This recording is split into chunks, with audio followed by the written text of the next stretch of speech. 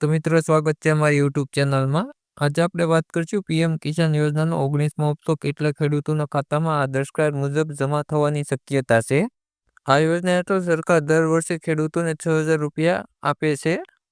4 માસના અંતે 2,000 રૂપિયાની જથ્થામાં મોકલવામાં આવે છે. અત્યાર સુધી 18 હપ્તા જમા કરી ચૂકવવામાં આવ્યા છે. આગામી 19મા હપ્તાની તારીખ આતુરતાથી રાહ જોઈ રહ્યા છે. હાલમાં આ યોજનાનો લાભ માનતા કેટલાક ખેડૂતો માટે 19મો હપ્તો અટકી શકે છે. મહત્વપૂર્ણ એ છે કે સરકાર દ્વારા જરૂરી સૂચના આપવામાં આવી છે. જે ખેડૂતોએ ઈ-કેવાયસીની પ્રક્રિયા કરવી અનિવાર્ય. જે ખેડૂતોએ ચેક સુધી આ પ્રક્રિયા પૂર્ણ કરી શકતા નથી તેઓએ આ હપ્તો લાભ મળશે નહીં.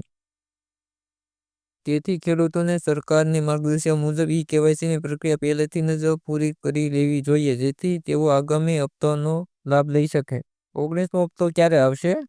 આપણે જો ગયા હપ્તાની તારીખ ધ્યાનમાં રાખીએ અને સરકારના નિયમ મુજબ તે 4 મહિના બાદ જમા થાય છે, તો 19મો હપ્તો ફેબ્રુઆરી 2025માં ખાતામાં જમા થઈ શકે છે.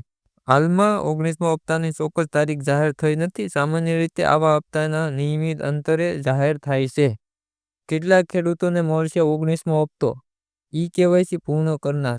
જેમણે ઈ-કેવાયસી પૂર્ણ કરેલ છે તેમને પંક્તિ મુજબ પીએમ કિસાન યોજનાનો લાભ મળશે. વિશ્વસનીય ખાતા. જો ખેડૂતોને બેંક ખાતું અને આધાર કાર્ડ એકબીજા સાથે જોડાયેલા નથી તો તેઓને 19મો હપ્તો નહીં મળી શકે. કોઈ અનુકૂળ દસ્તાવેજ ન હોવા પર. જેમણે ફોર્મ ભરતા જ ખોટી અથવા તો અધૂરી માહિતી ભરેલી છે તે પણ આગામી હપ્તા માટે યોગ્ય માનવા અથવા તો માટે તમામ ડોક્યુમેન્ટને અપડેટ કરવાનું અને સુધારવું પડશે. પીએમ કિસાન યોજના જરૂરી સાવચેતીની વાત કરીએ. જો ખેડૂતોએ 19મો હપ્તો મેળવવો હોય તો તે દરેક રીતે નિયમોનું પાલન કરે અને તેના ખાતામાં કોઈ પણ ખોટી માહિતી કે ગડબડ ન હોવી જોઈએ.